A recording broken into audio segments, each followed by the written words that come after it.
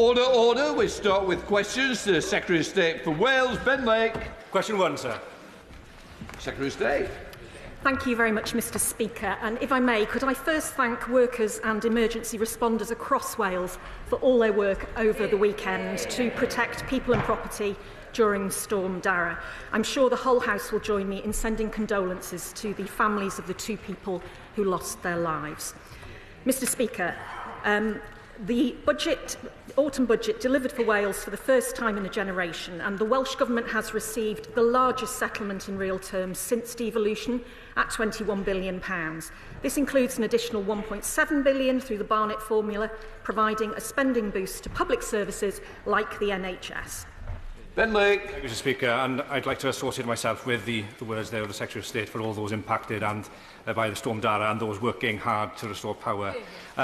The Welsh Government's draft budget yesterday noted that the UK Government will be providing additional support to mitigate the cost for public organisations of the additional employers' national insurance contributions. However, the detail remains to be published. Given that many of these organisations will soon be setting their own budgets, could the Secretary of State urge the Treasury to bring forward urgent clarity so that local authorities and public organisations in Wales can have the clarity they need to set their budgets? I thank the honourable gentleman for his question. The Welsh Government will receive additional funds to help with the cost of national insurance contributions on top of that record budget settlement of £21 billion, the biggest since the dawn of devolution. However, that critical funding and all the investment announced in the budget yesterday by the Welsh Government will only get to where it's needed if his party colleagues in the Senedd vote for the budget. Carolyn Harris. Thank you, Mr Speaker. The budget commitment of £80 million for the Charter Transition Board was indeed welcome. But Thrive, the domestic abuse organisation in Neath and Port Talbot, are concerned that since the Charter announcement, there's both a rise in reported incidents of domestic violence and a demand for prevention services by perpetrators. Can the Secretary of State provide assurances that the Transition Board will look at this as a priority funded project? Secretary of State. Mr Speaker, I want to pay tribute to my honourable friend for all her work to tackle domestic abuse. She is such an effective advocate for the people she campaigns for. And I also want to thank Thrive for all the work they do in Neath and Port Talbot. I want to assure my honourable friend that one of the Transition Board's aims is to support the well-being of workers and their families in our steel communities, and we are studying the data closely to target future releases of funding in the most effective way possible. Sure, Secretary of State, Mims Davies. Mr Speaker, firstly, my sympathies with all residents and businesses after this weekend's storm impact. And may I also thank Andrew R.T. Davies for his leadership of our party in the Senedd and wish Darren Miller well. Mr Speaker, the UK Labour Chancellor has plummeted business confidence through the floor with her budget actions on the family farm tax, with their new jobs tax and the hospitality sector whacked by a £1 billion bill, according to UK Hospitality. Will the Secretary of State confirm there is no benefit for Wales, despite her figures? It is simply a money merry-go-round, taking from Welsh businesses, destroying jobs in the meantime, squashing growth, meaning poorer public services as the front line remains squeezed. Secretary of State.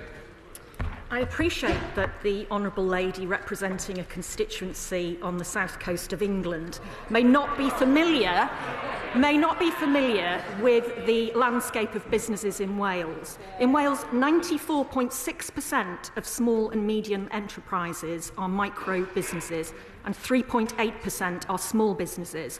We protected the smallest businesses and more than doubled the employment allowance to £10,500 in the budget, meaning that over half of small and micro businesses will pay less or no national insurance contributions at all. Ms Saville Roberts. The Secretary of State celebrates funding for Wales, yet she fails to mention that outside of the NHS, Welsh Government's budget is 10% lower in real terms compared to, wait for it, 2010. This falls far short of fixing the foundations of collapsing public services. Does she believe, therefore, that a budget which leaves Wales with less compared to 14 years ago is really a budget worth celebrating? Secretary of State. I thank the Right Honourable Lady for her question. I think someone probably should get her a calculator, because the Plaid Cymru asks for the budget would create at least £5 billion a year in unfunded bills for the taxpayer. HS2, winter fuel allowance, two-child benefit cap. Those plans would mean significant spending cuts in Wales, and we're not prepared to subject the people of Wales to that. If she wants further investment in Wales, her party needs to vote for the Welsh Government budget in the Senedd. Liz Saville-Roberts. Glad that the Secretary of State mentioned HS2, because her government's budget confirms that it will run to Euston, and this stretch alone will cost £9.4 billion. HS2 construction work also means that passengers from Wales will face disruption, as trains will be diverted away from Paddington for 7 years. She previously said that HS2 no longer exists.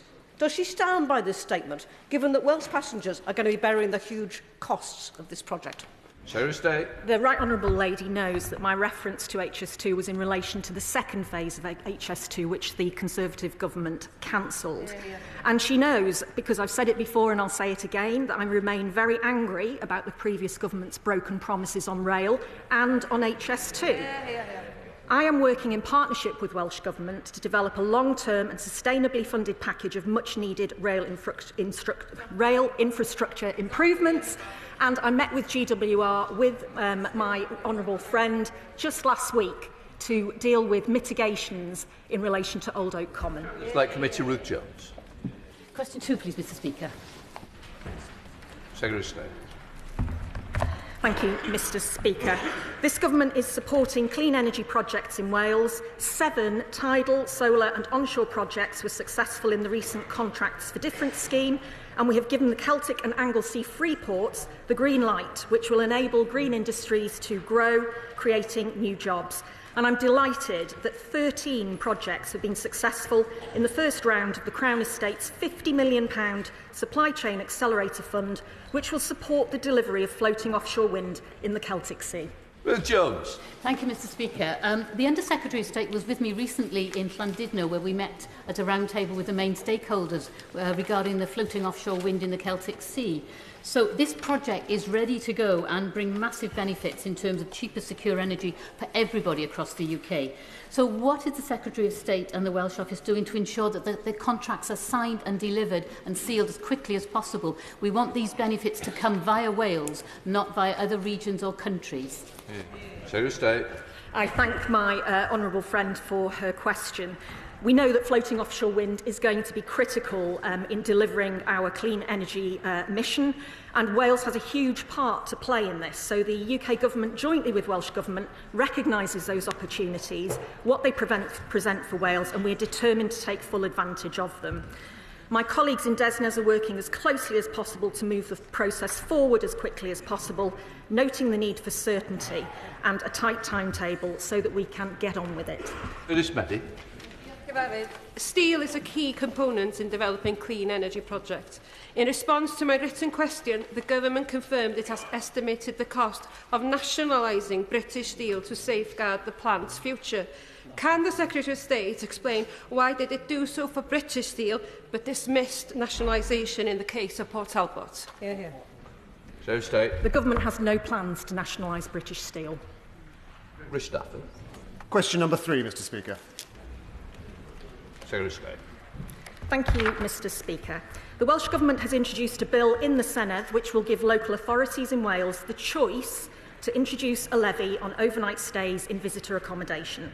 And it will be for individual councils to decide whether they will introduce a small charge paid by people staying overnight in commercially let accommodation in Wales to help support a thriving tourism industry.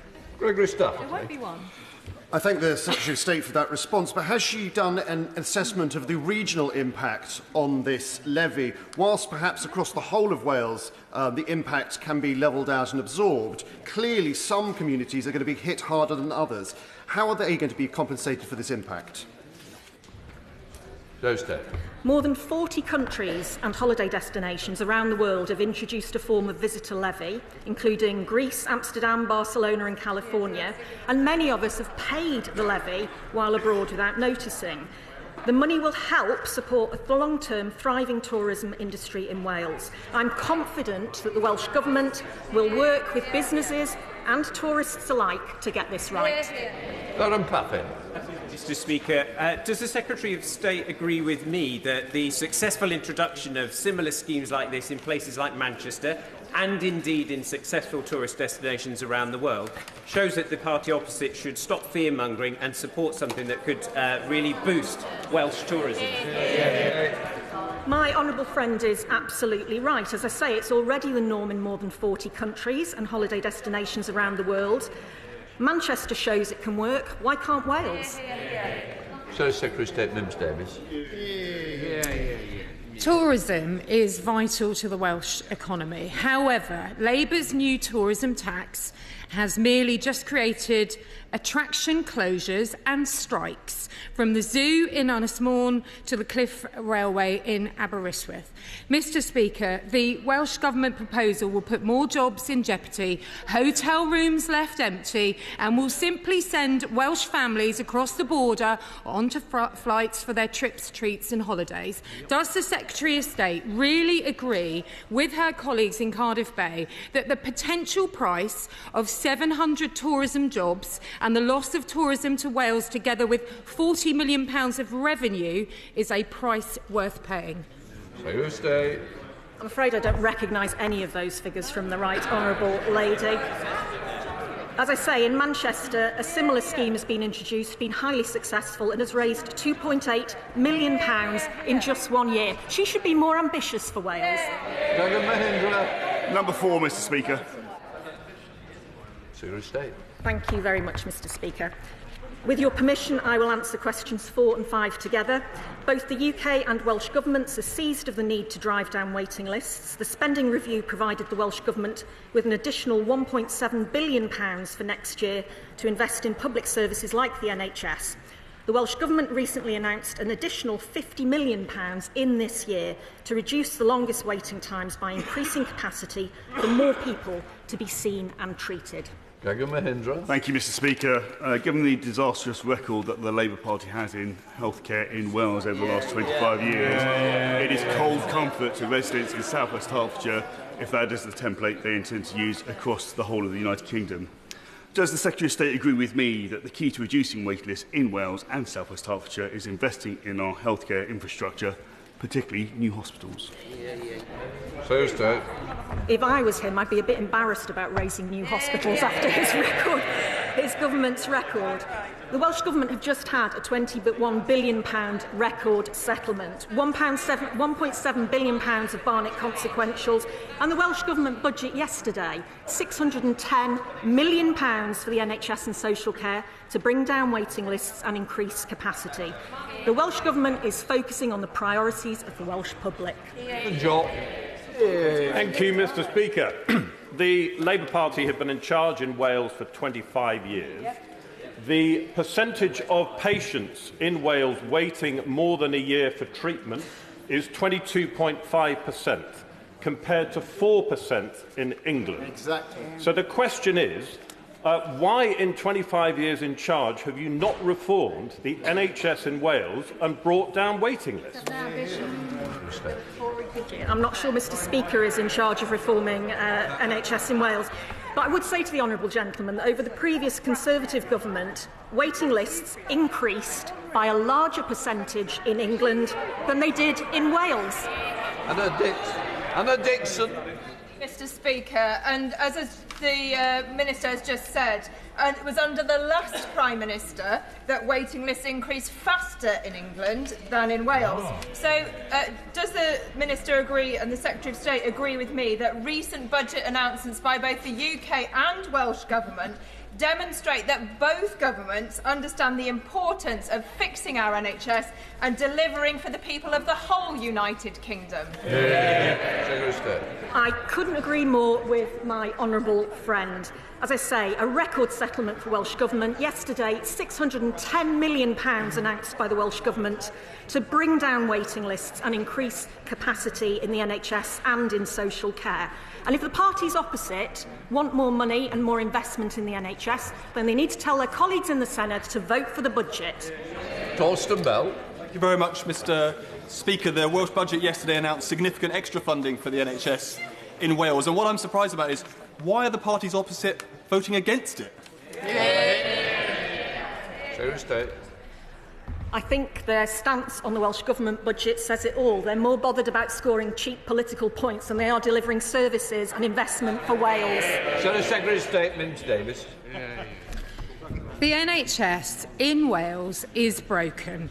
Under Labour, waits continue and no family, it seems, doesn't have somebody waiting in an ever-growing queue, the highest on record. 1 in 4 of the Welsh population are on a waiting list. In September, Mr Speaker, that was 801,000 people who are in need of treatment. If you have lost your winter fuel allowance, along with any hope of seeing a GP, a consultant, getting social care, what does the Secretary of State really have to say and do to reassure older people that the Labour government here and in the Senate really have the ability to tackle this disgrace of a backlog? Secretary of State. I would say to the Honourable Lady that the Welsh Government and the UK Government are looking after pensioners in Wales. Our decision about winter fuel payments was a tough decision, but the right decision, given the economic inheritance from her party. We are focused on delivering funding and support to the people who need it most. There's already been a 152% increase in pension credit claims since July's announcement. And those people who get the winter fuel payment will get an extra £1,900 a year on average in pension credit. Liberal Democrat spokesperson David Chadwick. Thank you, Mr Speaker. Residents in rural Powys are suffering as a consequence of delays to ambulances turning up, or in some cases, those ambulances not turning up at all. One example, recently, the family of a stroke victim in my constituency had to drive their paralysed and vomiting mother in a car to a hospital in Hereford after being told there would be a 4 to 7 hour wait for an ambulance. And that was after they'd already been waiting 2 hours for an ambulance to arrive. Shockingly, that's not an isolated case and is an experience that many people across rural Wales can relate to.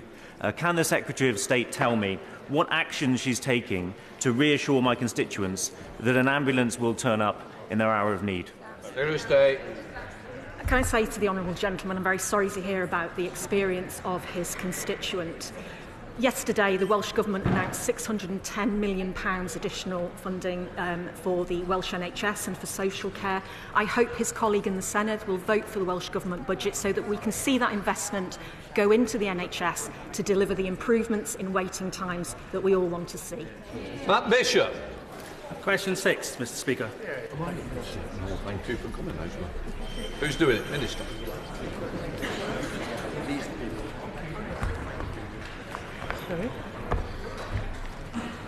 Sorry, question 6? Yes, question 6, okay. Right, we're working in close partnership with the Welsh Government to grow our economy and unleash Wales's potential. This has already delivered tangible results, including securing more than £1 billion investment and hundreds of jobs for North Wales, a better deal for steelworkers at Port Talbot, and a record budget settlement for the Welsh Government to spend on public services, including, unlike the previous government, providing funding to keep coal tips safe. Matt Bishop. Thank you, Mr Speaker. I was pleased to see the Secretary of State announce the Welsh Economic Growth Advisory Group. Can she explain how the resetting of relationships between the Welsh and UK Government is strengthening Wales's position in the UK industrial strategy, therefore also improving access to vital services and relationships over the border in the Forest of Dean? Well, indeed, Mr Speaker, the Secretary of State was very pleased to chair the first meeting of the advisory group last week.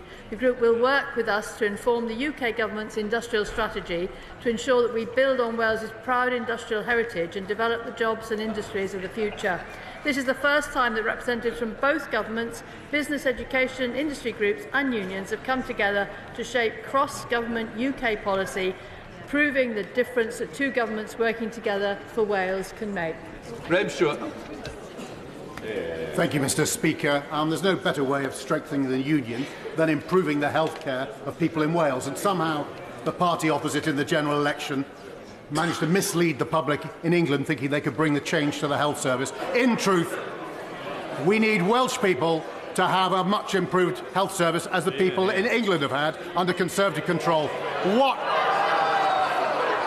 Only the party opposite could suggest that longer waiting lists in Wales, worse outcomes in Wales, were somehow something to crow about. They aren't. What is going to be done about it? Well, Mr. Speaker, what do you make of that? With the additional funding we've provided for Welsh Government, I can assure you that there will be proper investment in the Welsh Health Service in Wales, which has not happened for 14 years under the Tories. Ranger. Question 7, please, Mr. Speaker. Thank you, Mr. Speaker. I have regular discussions with my Cabinet and Welsh Government colleagues on economic growth. I recently had the pleasure of visiting Airbus in Broughton alongside the Prime Minister and addressed the CBI Wales members alongside the First Minister. Since coming into government, we've worked to drive over £1 billion in private investment from Erin Holding and Kellogg's into North Wales, creating and sustaining over 400 jobs. Andrew Ranger. Thank you, Mr. Speaker. I thank my right honourable friend for that answer. Cross-border cooperation and investment between North Wales and the Mersey region of North West England is essential to maximising growth on both sides of the border. Key to achieving this will be improved railway connectivity. Will the Secretary of State meet with me and the cross-party, cross-nation Growth Track 360 group to explore how we can make this happen and help the economies on both sides of the border prosper? Thursday.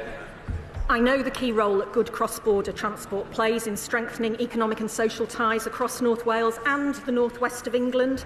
I was pleased to join the Welsh Government Transport Cabinet Secretary at Flint and Chester stations recently to announce an increase of rail capacity by 40%, with 50% more timetabled services on the North Wales main line. And I would be delighted to meet with my honourable friend with Mersey and Growth Track 360. Carolyn Lockhart. Speaker, today outside this place, thousands of farmers have descended in a further bid to have this government listen and realise the consequences of their actions. Is it not time to do the right thing by those who feed our nation and stop the family farm tax grab that will see our farms decimated and our food security put in jeopardy? This certainly won't help economic growth. I thank the honourable lady for her question.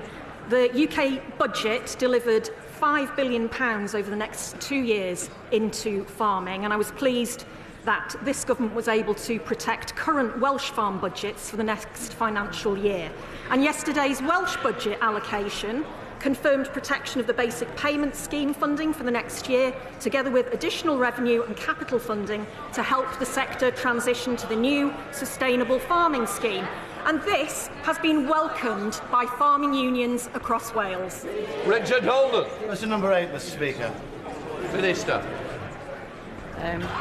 The Government is absolutely committed to working collaboratively with the Welsh Government to improve transport connectivity within Wales and with the rest of the UK.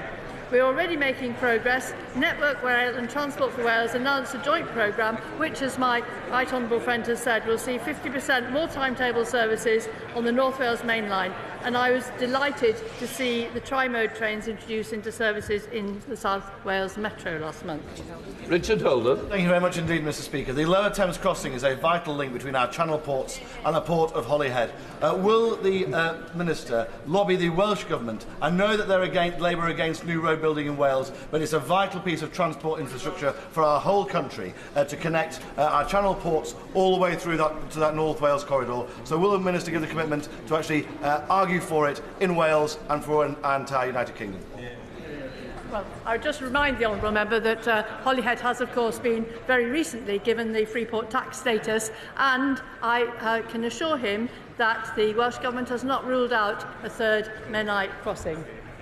Catherine Fuchs. Mr. Speaker, does the Minister agree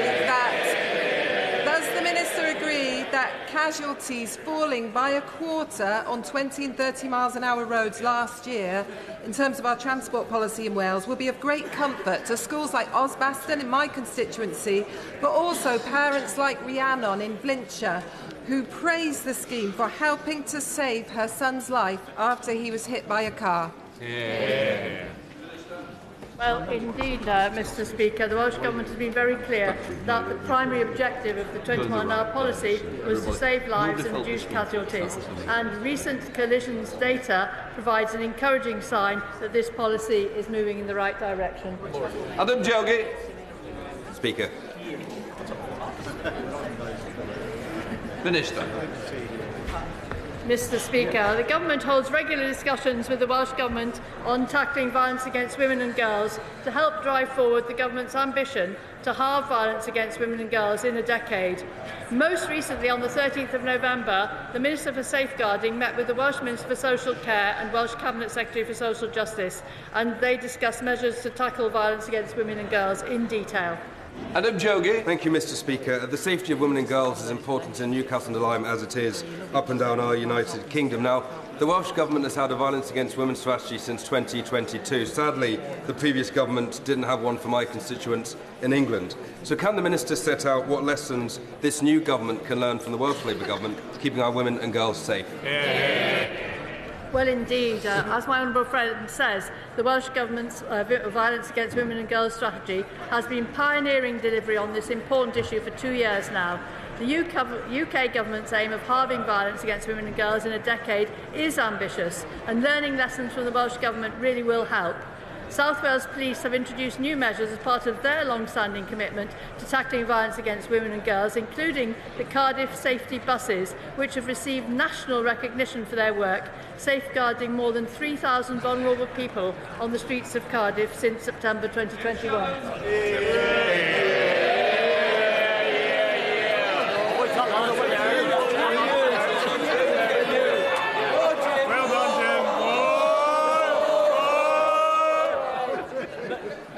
Said you always deliberately save the last question before PM2. It's up to you, Mr Speaker. You always call me a very kind. Thank you very much. Obviously, when it comes to tackling violence against women and girls, it can all be done regionally. But is it not time, Mr Speaker, that this is done on a national level, where England, Scotland, Wales and Northern Ireland work together to deal with the issue of violence against women and girls? Thanks so much. Thank you. Minister. Well, absolutely, Mr Speaker. That's why it is absolutely central to our manifesto, with commitments that will take in the whole of the UK, particularly commitments from the Home Office and policing, and in legislation that we intend to bring forward. We now start